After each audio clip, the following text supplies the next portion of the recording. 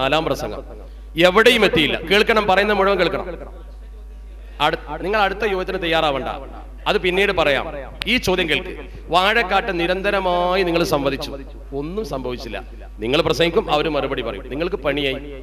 അതേ സമയത്ത് നാട്ടിക മൂസമലയിൽ പോയി ഒറ്റ പ്രസംഗം നടത്തി, അവസാനിച്ചു സംഗതി. ഒറ്റ പ്രസംഗം നടത്തി. 2, ഹുസൈൻ സലഫിയെ കുറിച്ച് നിങ്ങൾ പറഞ്ഞു. സമത്തെ സംബന്ധിച്ചിടത്തോളം ഹുസൈൻ സലഫിയൊക്കെ ഇന്നലെയോ മിനിഞ്ഞാന്നോ വന്ന ആളാണ്. അയാളുടെ പ്രസംഗം ഗൾഫിൽ നടന്നിട്ട് അതിനെതിരെ ഒരു ടിക്കറ്റ് കൊടുത്തിട്ട് മുസാ ഫൈസിയെ ഇവിടുന്ന് കൊണ്ടുപോയി യുഎയിലേക്ക്. ഒരു മാസക്കാലം അയാളുടെ റൂമിലിരുത്തി കിതാബും കൊടുത്തു. 10-15ലധികം കാസറ്റ് അയാൾ പ്രസിദ്ധീകരിച്ചിട്ടുണ്ട്. സുഹൃത്തിന് വേണമെങ്കിൽ സൗജന്യമായി ഞാൻ തരാം, പോയി പഠിച്ചാൽ മതി. അത് മാർക്കറ്റിൽ പോയി വാങ്ങണം. അവനവന്റെ സംഘടന മാത്രമാണ് വലുതെന്ന് ചിന്തിക്കരുത്. ഒരാളെ ടിക്കറ്റ് കൊടുത്ത് ഗൾഫിൽ കൊണ്ടുപോയി അയാളെ പ്രസംഗത്തിന് റദ്ദ് മുഴുവൻ കാസറ്റ് മുസാ ഫൈസി റെഡിയാക്കി വെച്ചിട്ടുണ്ട്.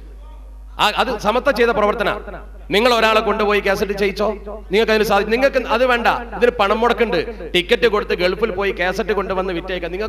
നിങ്ങൾക്ക് നാട്ടിൽ വിത്തനം ഉണ്ടാക്കിയാൽ മതി, ഞങ്ങൾ സുന്നത്തമായി തരാന്ന് പറഞ്ഞിട്ട് നാട്ടിൽ കുഴപ്പമുണ്ടാക്കിയിട്ട് നിങ്ങൾക്ക് പ്രകടനപരതയാണ്. ഞങ്ങൾ ആരോടും പറഞ്ഞിട്ടില്ല മുസാ ഫൈസിക്ക് ടിക്കറ്റ് കൊടുത്തതും ഗൾഫിൽ കൊണ്ടുപോയത് ആരോടും പറഞ്ഞിട്ടില്ല.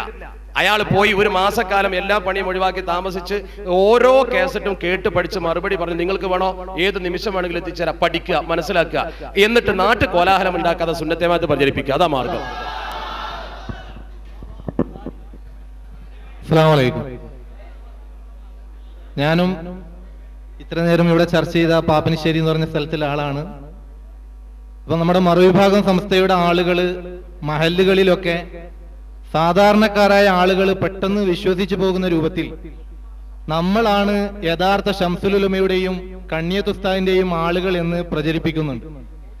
അപ്പൊ സാധാരണക്കാരായ ആളുകൾ എന്താണ് നിങ്ങൾ ഇങ്ങനെ പറയുന്നത്?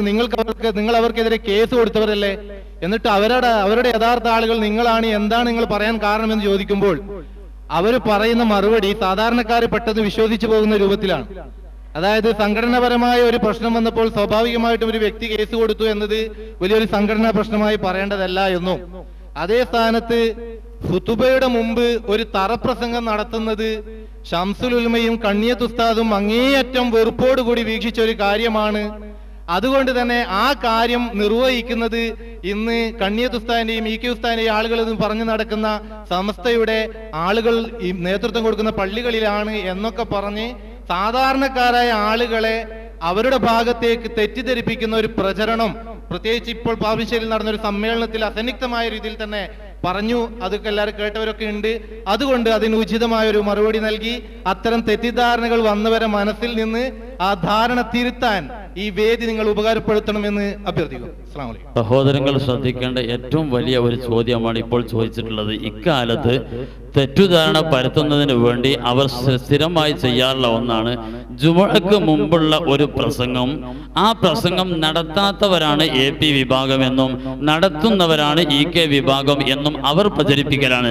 യഥാർത്ഥത്തിൽ സമസ്ത കേരള ജംഇയ്യത്തിലുള്ള ഉലമാക്കൾ മുഴുവനും എല്ലാ സ്ഥലങ്ങളിലും ജുമുഅക്ക് മുമ്പ് പ്രസംഗിച്ചേ പറ്റൂ എന്ന് ഇന്ന് വരെ ആരോടും പറഞ്ഞിട്ടില്ല. സമസ്ത കേരള ജംഇയ്യത്ത് ഉലമ പ്രത്യേകമായ സാഹചര്യങ്ങളിൽ ചില സ്ഥലങ്ങളിൽ പ്രസംഗിക്കാൻ അവസരങ്ങളും അനുവാദവും നൽകി എന്നല്ലാതെ അതേക്കുറിച്ച് നടത്തിയേ പറ്റൂ എന്നൊരു തീരുമാനം ഇതുവരെ എവിടെയും ആരും എടുത്തിട്ടില്ല. അതേ സമയത്ത് നിങ്ങൾ ശ്രദ്ധിക്കുക, AP വിഭാഗം അത് ഹറാമാണ്, കറാഹത്താണ്, പാടില്ല, നിഷിദ്ധമാണ്, പലതും പ്രചരിപ്പിക്കാറുണ്ട്. അവരുടെ ഉന്നത നേതാക്കൾ എന്ന് പറയുന്ന സംസ്ഥാന നേതാവാണ് സയ്യിദ് ബുഖാരി, അതായത് TSK തങ്ങൾ ബുഖാരി എന്ന് പറയുന്ന എറണാകുളം കലൂർ പള്ളിയിലെ ജുമാഅത്ത് പള്ളിയിലെ ഖാദിയും ഖത്തീബുമായി നിൽക്കുന്ന TSK തങ്ങൾ. അദ്ദേഹം 40 കൊല്ലക്കാലമായി എറണാകുളം കലൂർ പള്ളിയിൽ ഇന്നും പ്രസംഗിച്ചു കൊടുക്കും ജുമുഅക്ക് മുമ്പ്. അതുപോലെ ഭീമാ പള്ളിയിൽ ഖത്തീബായിരുന്ന ബാദുഷാ സഖാഫി 1 മണിക്കൂറെങ്കിലും ജുമുഅക്ക് മുമ്പ് എല്ലാ ദിവസവും പ്രസംഗിച്ചിരുന്നു. ഒരിക്കൽ ബഹുമാനപ്പെട്ട ഉമർ ദർസി അവിടെ ചെന്നപ്പോൾ നേരെ ബാദുഷാ സഖാഫി 1 മണിക്കൂർ പ്രസംഗിക്കുന്നത് കേട്ടപ്പോൾ എന്താ സഖാഫി നിങ്ങളിങ്ങനെ പ്രസംഗിക്കുന്നത് ചോദിച്ചപ്പോൾ അത് പ്രസംഗിക്കുന്നത് കുഴപ്പമൊന്നുമില്ല അദ്ദേഹം പറഞ്ഞത്. അപ്പൊ AP ഉസ്താദ് അതിനെ എതിരാണല്ലോ. അപ്പോ APക്ക് പോകാം എന്നല്ലാതെ വേറെ പ്രസംഗം മാറ്റി വെക്കൂല, ബാദുഷാ സഖാഫി പറയുന്നു. അതുപോലെ കളമശ്ശേരിയിൽ വെച്ച് ഷുക്കൂർ സഖാഫി വെണ്ണക്കോട് സ്ഥിരമായി പ്രസംഗിച്ചിരുന്നു. മഞ്ചേരിയിൽ സിയൻകുട്ടി മൗലവി പ്രസംഗിക്കാറുണ്ട്. അതുപോലെ തോട്ടുപോയിൽ അബ്ദുറഹ്മാൻ വൈസ് പ്രസംഗിക്കാറുണ്ട്. മിഖ്ദാദ് വാക്കവി മലപ്പുറം ജില്ലയിലെ അവരുടെ സമസ്ത നേതാവ് അദ്ദേഹം പ്രസംഗിക്കാറുണ്ട്. അവിടെ ഒന്നും കുഴപ്പമില്ല എന്നും എന്നിട്ട് നാം മുഴുവനും ഹറാമ് ചെയ്യുന്ന ആളുകളാണ് എന്ന് വ്യാഖ്യാനിക്കുന്നു എന്നല്ലാതെ സമസ്തയുടെ ഇവിടെ ബഹുമാനപ്പെട്ട സയ്യിദ് മുത്തുക്കോയ തങ്ങള്, അതുപോലെ PKP ഉസ്താദ്, നമ്മുടെ ആലിമിന് മസല ചോദിച്ചറിയാം, എവിടെയും നിർബന്ധമായി നടത്തണമെന്ന് പറയുന്നില്ല.